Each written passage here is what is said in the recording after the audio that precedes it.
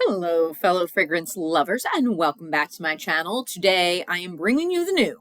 That's what I've been liking to do lately. I mean, I always like bringing you new things. Really, from the beginning, I've liked bringing you brand new things. But I feel like lately, I've been bringing some real new things. So today, I am doing a little mini review on a fragrance I just got about an hour ago. So I can't speak too much about it. But I'll give you my first impressions, what I think about it, my thoughts on flankers, and all of that good stuff. So definitely stick around if you want to hear about that. I am Limelight Lass, and my channel is all about being noticed and being in the limelight and boldness, confidence, all of that good stuff. So if that is you, I think you're going to like it here. So today we are going to be talking about the brand spanking new flanker to Black Opium, which is Black Opium Illicit Green by YSL. Now, I just have the little travel spray just because this was a blind buy. Okay, I didn't get to smell it in person before I purchased it. And, you know, the Black Opium line, I have to say, I like those fragrances. I only have a full bottle of one of them, and that is the Extreme, which was, I guess, the one right before this one, toward the end of the summer that came out. I did a review on that. And I like that one. I do like that one quite a bit.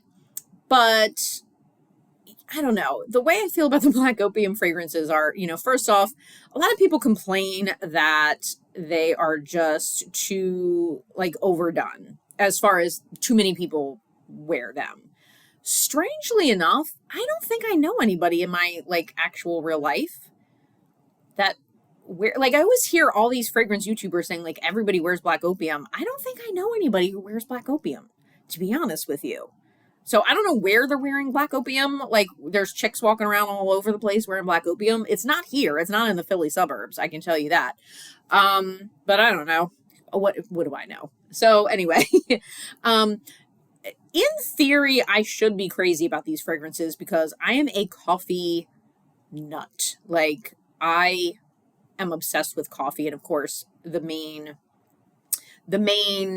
feature of the Black Opium fragrances, the fact that they all have this coffee note, and I do enjoy it, but I'm never like, wow, I just have to wear Black Opium today. It's not that sort of thing. I've had samples of the original Black Opium, so I own the Extreme, and I've tried a few of the other flankers, but I've never been compelled to, like, you know, to own full bottles of them, really. So I was a little bit skeptical with this one, with this new Illicit Green. Now, I have to say, I do kind of wish I had, like, if I had the money to throw around on a full bottle, I probably would have gotten it just because the bottle is so cool. I love the whole black and green combo. Like, it reminds me of the Joker a little bit. But, you know, you can see it here, hopefully, kind of. The black and green. Very, very, very cool looking. I like that combo. So, you know, when I first saw that this was going to be released, I was wondering if it would have maybe like an absinthe note, like something to make it really different. It does not, though. It does not have it. So let me go over the notes of this, and then I'll give you my thoughts really quickly. So Black Opium Illicit Green has top notes of, oh, now my phone's going crazy. There we go. Top notes of fig leaf, green mandarin, and pear. Mid notes of fig, jasmine, and orange blossom. And base notes are bourbon, vanilla, coffee, and patchouli. So, as you know, pretty similar scent profile to the original Black Opium. But of course, you know, the fig and the fig leaf is a little something different. And green mandarin, you know, I don't believe is in the original. So I sprayed this on when I first got it, and then I sprayed a little more on just before filming. So I'm going to be honest with you. Okay, this is the other thing about my channel. I'm very honest. I'm not going to sugarcoat anything. Until someone like pays me to not be honest. No, I'm just kidding. I'm just kidding. Even if I were gifted this fragrance, I would still be honest. Okay. It smells extremely close to the original Black Opium. I don't see where there's anything so new and different about this and so groundbreaking about this that, like, if you already own Black Opium or really any of the flankers of Black Opium, like, do you really need this? I don't think so.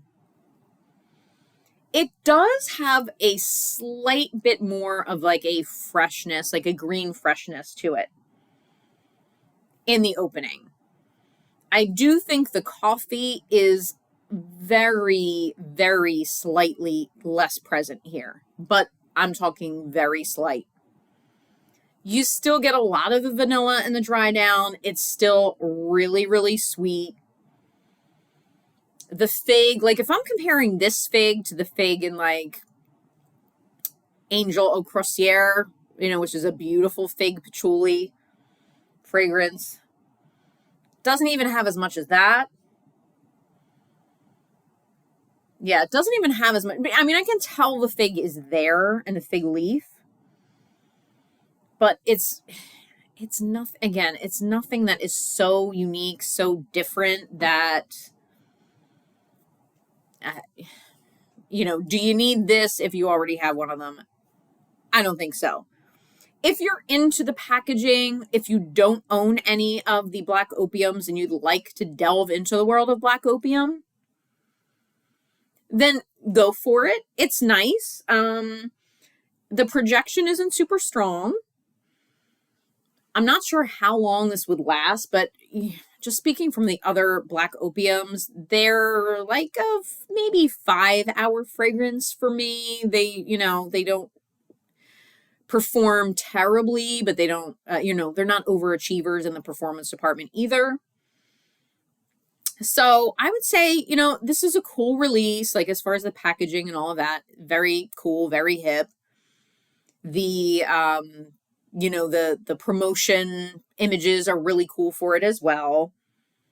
So if you like the whole vibe of it, maybe it's worth checking out for you. Maybe it's worth getting a bottle. I'm not saying it's bad. I would say this is, I'm still going to give it the Limelight Last 2 thumbs up because I do think it smells good. It is sweet. It has a little touch of freshness to it. You still do get a nice coffee note in there. But I just don't see where it's super groundbreaking. So as far as flankers, so here's my little thought. I'm going to put this in the title, I'm going to give some of my thoughts on flankers and where this stands as far as flanker world. Okay. So with a lot of fragrances that have flankers, the flankers are different to the point where you might even have someone who likes one flank, a flanker of a whatever you call the anchor fragrance, right? And, and they might not even like the anchor fragrance, but they might like the flanker of it because they're different enough where they have kind of their own person, or it might be, someone with a completely different personality or what they want in a fragrance. Like they could still do one flanker over the other, right? With myself, I find this with like YSL Lieb, perfect example. I really don't like the regular Lieb, but for some reason, Lieb Intense, I feel is like different enough where I love Lieb Intense, completely different. I feel like a completely different person could be wearing Lieb Intense from regular Lieb. I also, strangely, I like the Eau de Toilette version of Lieb for spring, summer, and I wore it a lot last spring and summer, and totally different vibe, right? I'm trying to think of some other flanker, like, or let's say Chloe Nomad versus Chloe Nomad Absolute. I do own both of them, but the Absolute I like so much more, and it just has something distinct in it. Here's my thing with the Black Opium flankers. This is how I see them. The flankers of Black Opium are like if you were formulating a fragrance, right? Like you came up with Black Opium and you were in like the final stages, when they're tweaking the fragrance and, seeing if, okay, adding this note or taking away this note makes a difference. It's like you got to the last stage and you decided at the last minute, like, I'm going to change one note to see if this formula is better than, it's like it's all one fragrance. It's all the same fragrance, but they like just took a note or an aspect out or put one in. You know what I mean? But it's still essentially like the same fragrance. And I feel like the same type of people would go for every I mean, tell me if I'm wrong. Like, if I don't know, maybe I sound like a crazy person, but you know what I mean? Like, I don't think you'd have someone who's like, I love this version of Black Opium, but I just hate this version of it. I haven't come across that. I feel like in all the reviews I've seen about any of the flankers from Black Opium, they all kind of say the same thing. Like, wow, this is essentially the same fragrance. They just changed it up like a little tiny bit, and you don't need to have all of them. So YSL, like, are you just getting lazy? Like, what's going on with you? I would just like to see something a little bit like different from this house as far as this line as far as Black Opium is concerned. I think if they had amped up the green aspect or like put some absinthe in there or something, it's just not different enough. I don't know. Like, the difference is maybe like a 10% difference. It's so slight, but it's good. I like it. It's pleasant. It's sweet. It's, a little bit sexy, but nothing too new and different. So if you already have a version of Black Opium, don't feel super terrible if you can't get your hands on this one or, can't afford to get it right now. It's not anything, worth any kind of big whoop. Okay. So there you have it. Those are my thoughts on the brand new Black Opium Illicit Green. Let me know if you've tried this fragrance or what your thoughts are on the other Black Opium versions or how you feel about flankers and all that. And of course, if you have not subscribed to my channel yet, I would really love it if you did. That would make me so happy. Join my little fragrance community here. It's a fun place to be. So, all right. Well, thank you guys so much for watching, and I will see you in my next video. Bye.